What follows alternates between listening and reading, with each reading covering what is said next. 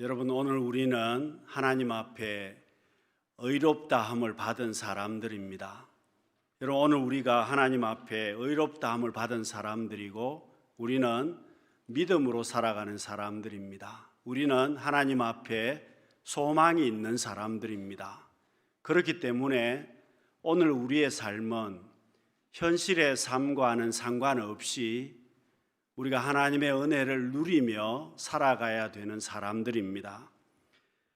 그런데 여러분, 우리의 삶의 현장은 하나님의 은혜를 누리는 삶이 아니라 자칫 잘못하면 그 은혜를 까먹고 살아가는 삶이 되고 맙니다. 그래서 좀 어려우면 여러분, 우리는 더 이상 못 살겠다, 죽겠다, 원망하고 불평할 때가 정말 많습니다. 제가 좋아하는 글 중에 하나입니다. 지연이가 누군지는 모르지만 죽고 싶다는 사람이 이 시를 보면 생각이 달라집니다. 제가 읽어드리겠습니다. 일단 살기 싫다는 생각이 들면 우선 며칠이라도 굶어 보세요.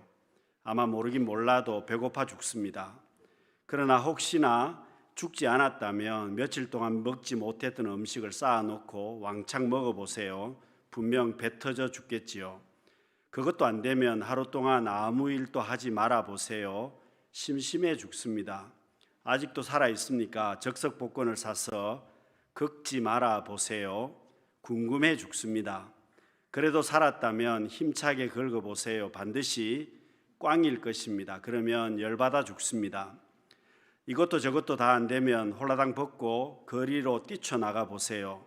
사람들이 많이 다니는 길일수록 좋습니다. 당신은 분명 부끄러워서 죽게 됩니다. 그래도 살아있으면 마지막으로 자기 이름을 정성껏 불러보세요. 이제 당신은 환희와 기쁨이 넘쳐서 죽습니다.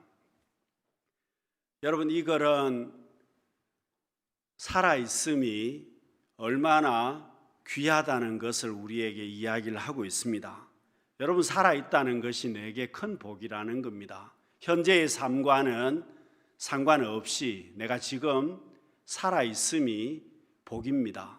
특별히 여러분, 우리 그리스도인들은 하나님의 은혜를 누리며 살아가는 사람들입니다. 그렇기 때문에 여러분, 우리의 삶은 억지로 견디면서 마지못해서 살아가는 삶이 아닙니다.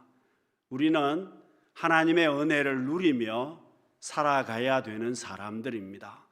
여러분, 우리의 현재 상황이 어떤 모양이든지 간에 우리는 하나님의 은혜를 누려야 하는 사람들입니다. 여러분, 죄로 인해서 심판의 대상이 되고 죽어야 할 우리들인데 내가 하나님의 자녀가 되었기 때문입니다.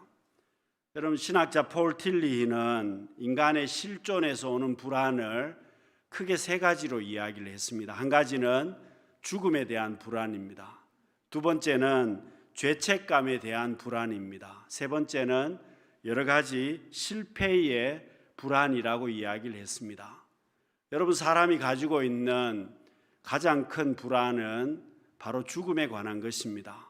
죄로 인해서 죽음에 이르게 되는 그 불안이 우리는 가장 큰 불안으로 생각을 합니다. 여러분, 만일 전쟁이 일어났습니다.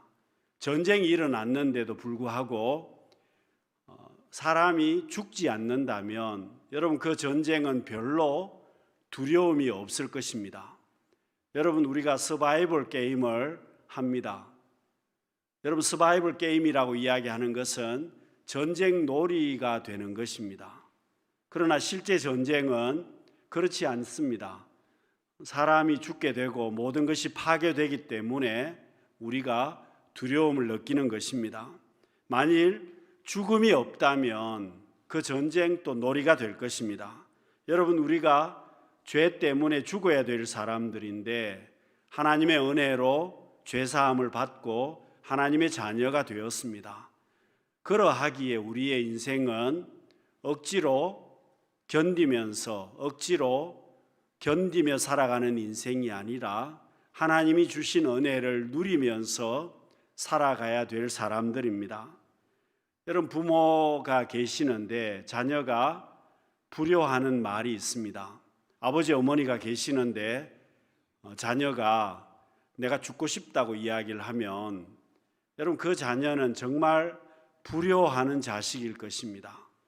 여러분 똑같습니다. 내가 하나님 앞에 복된 믿음의 길을 걸어가야 될 성도들인데, 권세 있는 자녀의 삶을 살아가야 될 성도인데, 여러분 우리가 절망과 좌절에 빠져서 살아가고 있다면 우리는 하나님 앞에 정말 형편없는 자녀일 것입니다. 여러분 아무 생각 없이 하는 말이라도 내가 살기 싫다고 그렇게 말을 한다면 여러분 부모에게 있어서 빵점짜리 자녀가 되지 않겠습니까? 여러분 오늘 우리는 하나님 앞에 구원받을 자격이 없었습니다. 죄로 인해서 심판을 받아야 하고 죽어야 될 사람들인데 예수 그리스도의 은혜로 인해서 하나님 앞에 자녀가 되고 복 있는 성도의 삶이 되었습니다. 로마서 5장 8절 말씀입니다. 우리가 아직 죄인 되었을 때에 그리스도께서 우리를 위하여 죽으심으로 하나님께서 우리에 대한 자기의 사랑을 확정하셨느니라. 여러분 우리가 어떻게 살아야 하겠습니까? 하나님의 은혜를 누리는 사람이기 때문에 우리 역시도 이 땅에서 그 사랑을 누리면서 살아야 한다는 겁니다. 죄사함의 복을 받았기 때문에 사망에서 건짐을 받아서 생명의 길을 걸어가는 사람이기 때문에 그 은혜를 누리는 삶이 되어야 한다는 겁니다. 물론 여러분 우리의 삶 가운데 무거운 짐들이 남아 있습니다. 내 삶 가운데 어려운 일들이 있고 무거운 짐들이 있습니다. 여러분 예수님께서 우리에게 말씀하셨습니다. 수고하고 무거운 짐진 자들아 다 내게로 오라. 내가 너희를 쉬게 하리라. 내가 가지고 있는 무거운 짐을 주님 앞에 맡기라는 겁니다. 내가 가지고 있는 무거운 짐을 주님 앞에 맡기면 주님께서는 그 무거운 짐을 맡아주시고 주님이 가지고 계시는 가벼운 짐을 내게 주시겠다는 겁니다. 여러분 기독교인의 행복이 바로 여기에 있습니다. 주님께서 우리의 삶 가운데 선한 목자가 되어주시기 때문에 여러분 주님께서 무거운 짐을 맡아주시기 때문에 우리의 삶은 누리며 살아갈 수 있습니다. 여러분 사도행전 3장 19절 말씀에 그러므로 너희가 회개하고 돌이켜 죄 없이 함을 받으라. 이같이 하면 새롭게 되는 날이 주 앞으로부터 이를 것이요. 회개하고 돌이켜 죄 사함을 받으라는 겁니다. 그러면 새롭게 된다는 겁니다. 여러분 개역 성경에서는요. 새롭게 된다는 말을 유쾌하게 된다 그렇게 번역을 했습니다. 내가 회개하고 죄 사함을 받으면 내 삶이 유쾌하게 된다는 겁니다. 새롭게 된다는 겁니다. 현재의 삶이 무거운 짐이 있고 어려운 일들이 있지만 내가 그 하나님 앞에 죄 사함의 복을 받았기 때문에 우리는 이 땅에서 누리는 삶을 살 수 있는 사람들입니다. 사랑하는 성도 여러분, 돈이 없어도 환경이 어려워도 내가 죄 사함의 복을 받았기 때문에 날마다 기쁨으로 또 하나님 주시는 은혜를 누리며 살아갈 수 있는 우리 성도님들이 다 되시기를 바랍니다. 여러분 우리 인생이 왜 견디는 삶이 아니라 누리는 삶이 돼야 되겠습니까? 지금 내가 하나님의 은혜를 누리고 있기 때문에 그렇습니다. 우리는 지금 은혜의 자리에 들어간 사람들입니다. 여러분 본문 2절 말씀을 보시면은요 중요한 단어가 있습니다. 이 은혜에 들어감을 얻었으며 우리가 하나님의 은혜에 들어갔다는 겁니다. 어떻게 들어갔습니까? 예수님 때문에 우리가 하나님의 은혜에 들어갔습니다.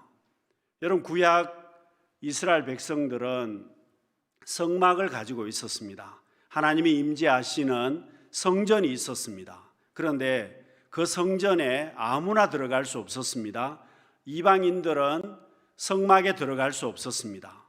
유대인들만 성막에 성전에 들어갈 수 있었습니다.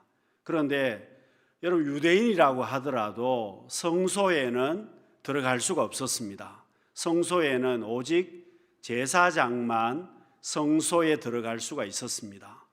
그런데 여러분 제사장이라고 하더라도 지성소에는 함부로 들어갈 수가 없었습니다. 오직 대제사장만 1년에 단 하루 7월 10일 대속죄일에 이스라엘 백성들의 모든 죄를 속하기 위해서 대제사장이 단 하루만 법궤가 있는 지성소에 들어갈 수가 있었습니다. 그런데 문제가 있습니다. 대제사장이 지성소에 들어갈 때 만일 대제사장에게 죄가 있으면 하나님께서 이 대제사장을 징계하셨습니다. 대제사장이 지성소 안에서 죽게 되었습니다. 그렇기 때문에 여러분 대제사장이 지성소에 들어가면서 방울 달린 옷을 입었습니다. 방울 소리가 딸랑딸랑 나면 대제사장이 살아있는 겁니다. 그런데 방울 소리가 들리지 않으면 이 대제사장이 죽었다는 것입니다. 그리고 대제사장이 지성소에 들어갈 때는 몸에 끈을 묶고 들어갔다고 합니다. 왜 여러분 몸에 끈을 묶어서 들어갔겠습니까? 만일 대제사장이 하나님 앞에 들어갔다가 지성소에 들어갔다가 죽었을 때 그 제사장의 시체를 끌어내기 위해서 몸에 줄을 묶고 들어갔다는 겁니다. 여러분 그렇습니다. 죄인은 하나님 앞에 나갈 수 없습니다. 죄인은 하나님 앞에 들어갈 수 없습니다. 들어가면 죽게 되어 있습니다. 그런데 내가 하나님 앞에 들어가게 되었습니다. 하나님의 은혜로 하나님 앞에 들어가게 되었다는 겁니다. 여러분 예수님께서 십자가를 지셨을 때에 십자가상에서 예수님께서 마지막으로 하신 말씀은 다 이루었다는 겁니다.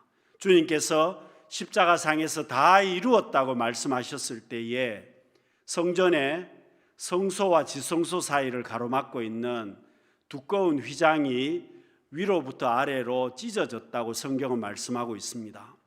주님이 다 이루셨다고 말씀하셨을 때에 성경에 성소의 지성소와 성소를 구별하는 그 두꺼운 휘장이 위로부터 아래로 찢어졌다는 말은 이제 누구나 하나님 앞에 들어갈 수 있게 되었다는 겁니다. 예수 그리스도로 말미암아 그 어떤 사람이라도 하나님 앞에 나갈 수가 있게 되었습니다. 그것이 바로 하나님의 은혜입니다. 여러분 오늘 우리는 하나님의 은혜를 누리고 살아가는 사람들입니다. 나는 부족하지만 나는 죄가 있지만 예수 그리스도로 말미암아 그 믿음으로 우리는 주님 앞에 나아가게 되었습니다. 하나님의 자녀가 되었습니다. 천국 백성이 되었습니다. 그래서 여러분 주님께서 십자가를 지심으로 인해서 성전 휘장이 갈라진 것은 이제 너희들도 들어와도 된다는 겁니다. 여러분 로마서 5장 11절 말씀을 우리 같이 읽어보겠습니다. 그뿐 아니라 이제 우리로 화목하게 하신 우리 주 예수 그리스도로 말미암아 하나님 안에서 또한 즐거워하느니라. 주님의 십자가로 인해서 나와 하나님 사이에 막혀 있는 것이 열려지게 되었습니다. 성전 휘장이 열려졌습니다. 내가 하나님 앞에 나갈 수가 있게 되었습니다. 죄인이 하나님 앞에 나갈 수 있는 길이 열렸습니다. 여러분 주님의 십자가로 인해서 우리가 복받은 사람이 되었습니다. 그래서 여러분 기쁨이라고 하는 것은요 미래지향적입니다. 지금 내가 맛있는 음식을 먹을 수 있습니다. 내게 좋은 것들이 있습니다. 그런데 내일이 보장이 되지 않으면 지금 맛있는 음식이 맛이 있겠습니까? 내일이 보장이 안 되면 지금 좋은 것이 되겠습니까? 반대로 여러분 오늘 어려움이 있고 고난이 있습니다. 그런데 내일이 보장이 된다면 내일 승리의 약속이 있으면 지금 어려워도 우리에게는 기쁨이 있고 소망이 있는 것입니다. 그렇기 때문에 여러분 우리는 하나님 앞에 소망을 두고 살기 때문에 우리는 이 땅에서 누리는 삶을 살아야만 합니다. 의롭게 된 사람들이기 때문입니다. 하나님의 자녀가 된 사람들이기 때문입니다. 여러분, 밤을 수확할 때 밤을 따보셨습니까? 밤을 수확할 때 잘못하면 밤송이에 맞으면 크게 다칠 수도 있습니다. 피가 날 수도 있습니다. 왜 그렇습니까? 밤송이가 가시로 둘러싸여 있기 때문에 그렇습니다. 그런데 여러분, 그래도 밤송이를 따는 이유가 뭡니까? 그 밤송이 속에, 그 가시 속에 맛있는 알밤이 들어가 있기 때문에 사람들은 그 밤송이를 따게 됩니다. 그렇습니다. 여러분, 우리의 현실의 삶은 고난이 있고 어려움이 있습니다. 그렇지만 여러분, 우리는 하나님 앞에 소망이 있는 사람들입니다. 예수 그리스도로 말미암아 하나님의 자녀된 오늘 우리들입니다. 그래서 밤송이 밖에는 가시가 있고 찔리고 피가 나는 밤송이가 있지만 그 속에 알밤이 있듯이 오늘 우리에게는요, 소망이 있기 때문입니다.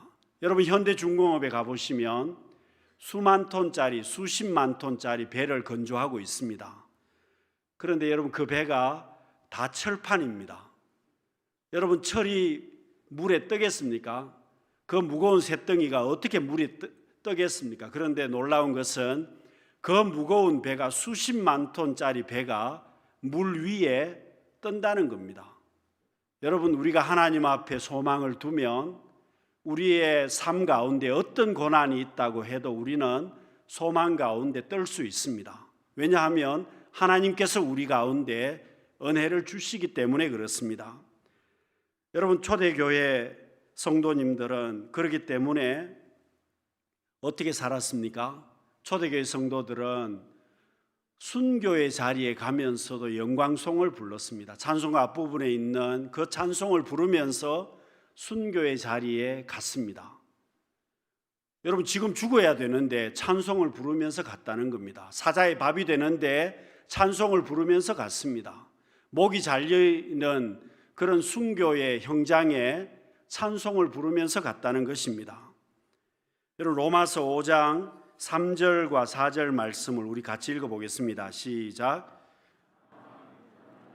우리가 환난 중에도 즐거워하나니 이는 환난은 인내를, 인내는 연단을, 연단은 소망을 이루는 줄 알미로다. 그래서 여러분, 우리가 이해하기 어려운 일들이 있습니다. 내가 당하고 있는 지금 어려운 일들이 내 삶에 있습니다. 그래도 오늘 우리는 하나님의 사랑을 의심하지 말아야 됩니다. 어렵다고 해서 내 믿음의 기초가 흔들리지 말아야 한다는 겁니다. 여러분, 사람들은 지금 좋은 환경에 살고 있습니다. 문명이 발달해서 정말 우리는 많이 누리며 살고 있습니다. 그런데 여러분, 신기한 것은 부자가 더 부자 되기를 원합니다. 지금 향락을 누리는 사람이 더 많이 누리기를 원한다는 겁니다. 너무 잘 살고 있는데 더 잘 살기를 원하고, 지금 향락을 누리고 있는데 더 큰 향락을 누리기를 원합니다. 그래서 여러분, 젊은이들이 지금 20대와 30대가 마약에 손을 대는 젊은이들이 정말 많다는 겁니다. 여러분, 잘 살고 있는데 거기에 만족하지를 못합니다. 더 큰 향락을, 더 큰 쾌락을 누리기를 원한다는 겁니다. 여러분, 사람은 영적인 존재입니다. 영적인 만족함이 없으면 육적으로는 아무리 좋은 것을 누려도 만족할 수 없습니다. 육적으로 아무리 부자가 되어도 만족하지 않습니다. 영적인 만족이 없으면 아무리 쾌락을 누려도 그 쾌락이 만족함이 없다는 겁니다. 여러분, 우리의 마음을 어떤 마음으로 운전하느냐 따라서 전혀 달라지게 됩니다. 여러분, 화가 난 사람이 자동차를 운전하면 그 자동차가 화가 나 있습니다. 그렇지 않습니까? 여러분, 술을 먹은 사람이 자동차를 운전하면 그 자동차가 술을 먹은 것이나 마찬가지입니다. 여러분, 성질 급한 사람이 자동차를 운전하면 그 차가 성질이 급해서 막 다닙니다. 마찬가지입니다. 여러분, 내가 소망이 있는 사람이 그 차를 운전하면 그 차는 소망이 있습니다. 믿음이 있는 사람이 그 차를 운전하면 그 차는 믿음이 있는 겁니다. 여러분, 내 생각을 어떻게 가지고 있느냐가 얼마나 중요하겠습니까? 내 마음을 주장하고 있는 것이 무엇입니까? 지금 내 마음을 무엇이 주장하고 있습니까? 1800년대 독일의 철렬 재상이었던 비스마르크가 젊은 시절에 친구와 사냥을 갔습니다. 이 총리가 되기 전에 이 비스마르크가 친구와 사냥을 갔는데 그 친구가 발을 헛디뎌서 수렁에 빠졌습니다. 비스마르크가 친구를 건져주려고 하니까 자기도 큰 위험에 처해지게 되었습니다. 자기도 빠져서 죽게 되는 그런 상황이었습니다. 비스마르크가 친구에게 그렇게 이야기를 했습니다. 자네를 구하다가 나까지 죽을 수는 없고, 그렇다고 지금 자네의 고통을 바라보자니 더 이상 지켜보기도 힘든군. 매정하지만 총으로 자네를 쏘아서 고통을 지금 덜어주겠네. 비스마르크가 총구를 친구에게 겨누었습니다. 그랬더니 이 친구가 죽을 힘을 다해서 그 수렁에서 빠져나오게 되었습니다. 친구가 너무 화가 나서 비스마르크에게 화를 내었더니 비스마르크가 그렇게 이야기를 했습니다. 오해 말게나 내가 겨눈 것은 자네의 머리가 아니라 자네의 생각일세. 여러분, 무슨 이야기입니까? 생각이 중요하다는 겁니다. 지금 내가 가지고 있는 생각이 낙심이나 좌절이나 불안이나 근심이나 걱정이나 원망이나 불평이냐 죽음이냐, 그런 생각들을 내가 가지고 있으면 그 마음에서 지금 나와야만 합니다. 여러분, 우리는 하나님을 바라보아야만 합니다. 하나님 앞에 소망을 두고 살아야 되는 사람들입니다. 여러분, 이 땅에서 살지만 우리는 천국의 소망을 두고 살아가는 사람들입니다. 그렇기 때문에 여러분, 소망을 두면 우리의 삶은 달라진다는 겁니다. 여러분, 눈을 크게 떠서 보면 어떻습니까? 높은 빌딩 위에 올라가서 땅바닥을 내려다보면 사람이 점처럼 보입니다. 그리고 여러분, 자동차가 장난감 자동차처럼 보입니다. 사람들이 다니는 길도 장난감 길처럼 작게 보입니다. 여러분, 무엇을 이야기합니까? 지금 심각한 문제라고 하더라도 멀리서 보면 그 문제가 별 문제가 아니라는 겁니다. 높은 데서 보면 그 문제가 별 큰 문제가 아닐 수 있다는 겁니다. 여러분, 멀리서 보면, 크게 보면 어려운 문제가 아닙니다. 하나님 앞에 소망을 두고 보면 어려운 문제가 아니라는 것입니다. 사랑하는 성도 여러분, 악한 생각이 나를 주장하지 못하도록 해야 됩니다. 사탄 마귀의 생각이 나를 주장하지 못하도록 해야만 합니다. 여러분, 우리 인생은 외로운 인생입니다. 사람들은 태어나면서부터 외로운 인생이라는 겁니다. 국민일보에 누가 칼럼을 썼는데 외로움의 반대말은 없다고 이야기를 했습니다. 여러분, 한글에도 외로움의 반대말은 없습니다.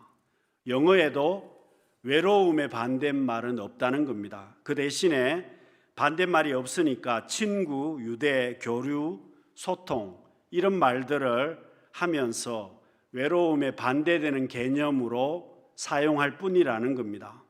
이 소통 전문가인 표용호라는 사람은 태어나서 죽을 때까지 우리는 단 한순간 또 외롭지 않은 날이 없기 때문에 외로움의 반대말은 필요 없다, 그렇게 이야기를 했습니다.